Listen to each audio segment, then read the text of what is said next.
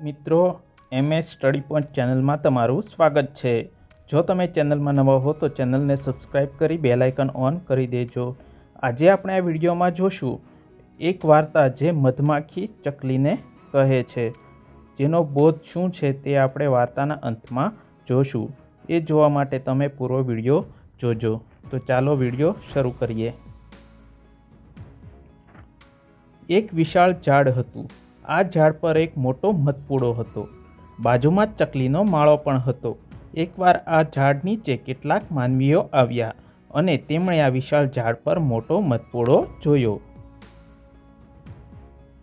માનવીઓએ આ મધપૂડો જોઈ લાલચ જાગી એટલે મધમાખીઓને ઉડાવી બધું મધ ચોરી કરી લીધું અને ત્યાંથી જતા રહ્યા।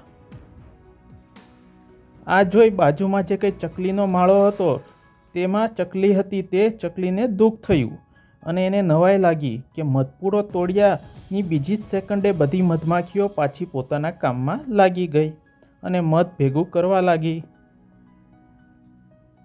આ જોઈ ચકલીને એક મધમાખીને પૂછવાનો વિચાર આવ્યો। તેણે એક મધમાખીને પૂછ્યું, તમે ખૂબ જ મહેનત કરીને મધ બનાવો છો અને આ માનવીઓ તમારું મધ જે કંઈ છે એ ચોરી કરી જાય છે, તો તમને દુઃખ થતું નથી? આ સાંભળી ચકલીને મધમાખીએ સુંદર જવાબ આપ્યો।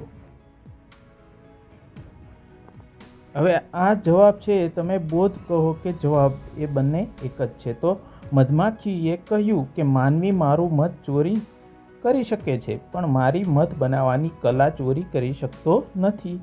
તો એના ઉપરથી તમને બોધ એ મળે કે દુનિયામાં કોઈ પણ તમારો સામાન, મિલકત, વસ્તુ ચોરી કરી શકે છે, તમારાથી તે છીનવી શકે છે, પણ તમારો હુનર કોઈ ચોરી કરી શકતું નથી। માટે હુનર પર ધ્યાન આપો, બાકી બધું ગૌણ છે।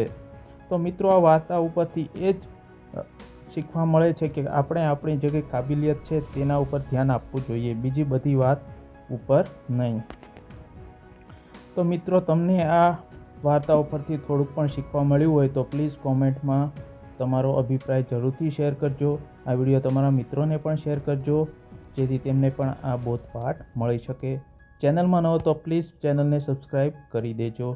તો મળીએ હવે બીજા વિડીયોમાં। ત્યાં સુધી મિત્રો ધન્યવાદ। જય હિન્દ, જય ભારત।